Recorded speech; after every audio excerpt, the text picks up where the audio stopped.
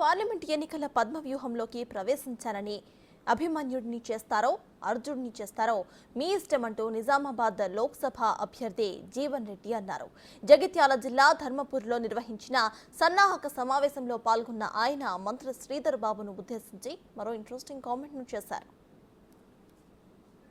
రాష్ట్రం లోపల 17 పార్లమెంట్ సార్లు గెలిపించుకోవాల్సిన బాధ్యత మనం ఇస్తుందని చెప్పంటున్నాం.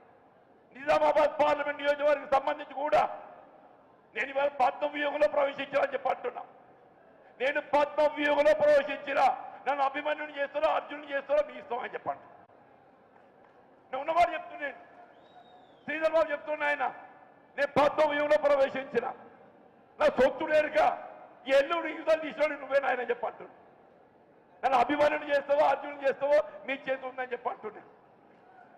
దయచేసి ఏదైతున్నది ఎందుకంటే ఉన్నవాడు చెప్తున్నాను. నేనంటున్నాను ఇవాళ నిజామాబాద్ పార్లమెంట్ నియోజకవర్గం అంటే మీ లెక్క కాదయా. 7 శాసనసభ్యులు ఉన్నారని చెప్పంటున్నా. 7 శాసనసభ్యులు అని చెప్పంటున్నాను. మిత్రుడు వివేక్ గారు ఏదైతుందో గత పార్లమెంట్ సభ్యుడిగా ఈ ప్రాంతం సేవలు అందించినటువంటి యొక్క వారి సేవలు ఈ ప్రాంతానికి ఉన్నాయని చెప్పంటున్నాను. దయచేసి ఏదైతుందో ఇవాళ నిజంగా మన రాష్ట్రం ఏదైతుందో తెలంగాణ రాష్ట్ర ఏర్పాటు ఉద్యమ ఆకాంక్షలు 10 సంవత్సరాలు ఏదైతుందో మనం ఆశించినట్టు ఫలాలు పొందలేకపోయినాం.